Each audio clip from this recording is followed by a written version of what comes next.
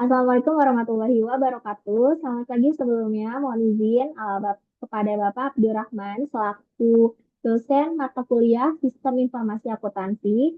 Pada kesempatan kali ini, saya sendiri Dia Puspita dengan NIM 240301020001 akan mempresentasikan topik saya mengenai analisis pendapatan dan pengeluaran kas dalam manajemen keuangan organisasi. Yang pertama yang akan saya bahas adalah mengenai latar belakang. Siklus kas merupakan salah satu aspek penting dalam manajemen keuangan yang mempengaruhi stabilitas dan kelangsungan operasional dalam suatu organisasi.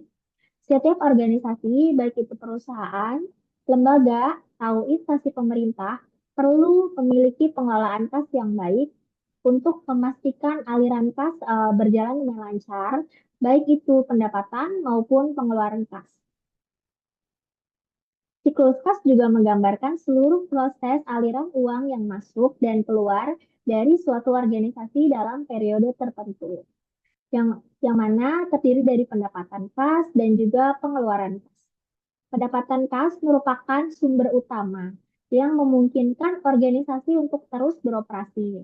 Pendapatan ini bisa berasal dari berbagai sumber, seperti contohnya penjualan produk atau jasa, pendapatan investasi, atau berbagai sumber lainnya.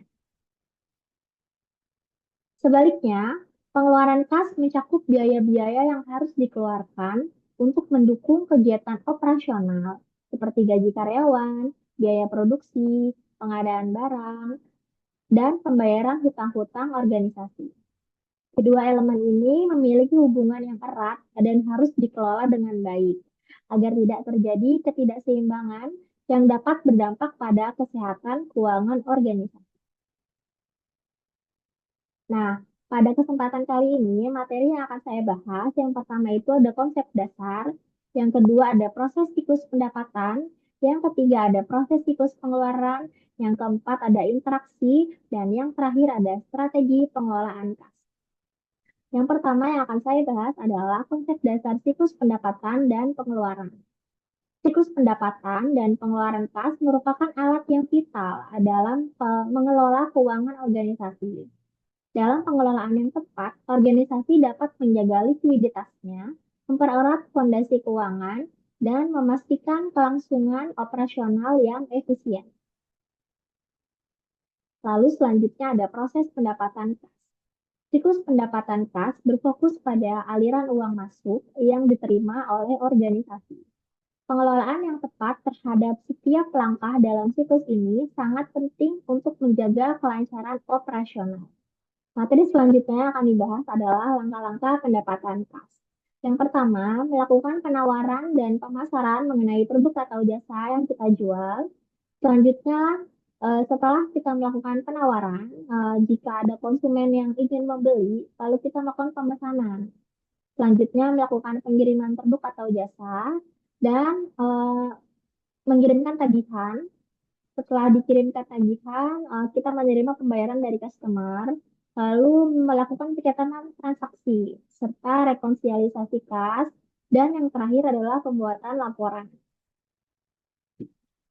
Yang selanjutnya akan saya bahas adalah proses siklus pengeluaran kas. Siklus pengeluaran kas merupakan rangkaian yang dilakukan perusahaan untuk mengelola pengeluaran dan pembayaran dengan baik. Hal ini dilakukan agar tidak terjadi pemborosan. Lalu ada langkah-langkah pengeluaran kas. Yang pertama itu adalah melakukan perencanaan anggaran. Selanjutnya, setelah dilakukan perencanaan, kita melakukan pengadaan barang dan jasa. Setelah itu, kita menerima barang dan jasa yang telah kita order. Lalu kita melakukan pemeriksaan apakah sudah sesuai dengan invoice. Setelah itu, melakukan penerbitan faktur. Setelah itu, pembayaran, pencatatan, dan pembuatan laporan keuangan.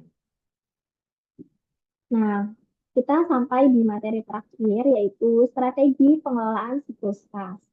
Nah, apa saja sih strategi-strategi yang harus dilakukan agar kas ini dapat dikelola dengan baik dan menghindari pemborosan? Yang pertama, kita harus melakukan perencanaan kas yang akurat. Jadi, setiap awal bulan, itu Dilakukan perencanaan kas, apa yang mau kita keluarkan, berapa banyaknya yang harus kita keluarkan agar eh, kas ini dapat digunakan dengan baik dan menghindari pemborosan. Lalu selanjutnya melakukan pengelolaan piutang dan pembayaran. Selanjutnya menjaga cadangan kas dan yang terakhir adalah melakukan investasi yang tepat. Kesimpulannya, pengelolaan siklus kas yang baik dapat membantu organisasi untuk bertahan dalam kondisi pasar yang dinamis dan mencapai tujuan jangka panjang tanpa terhambat oleh masalah likuiditas. Dengan memahami dan mengimplementasikan prinsip-prinsip pengelolaan kas yang tepat, organisasi dapat memastikan stabilitas keuangan dan meningkatkan efektivitas operasional. Sekian presentasi dari saya. Apabila ada kekurangan, mohon dimaafkan. Semoga presentasi kali ini dapat memberikan wawasan baru untuk kita semua.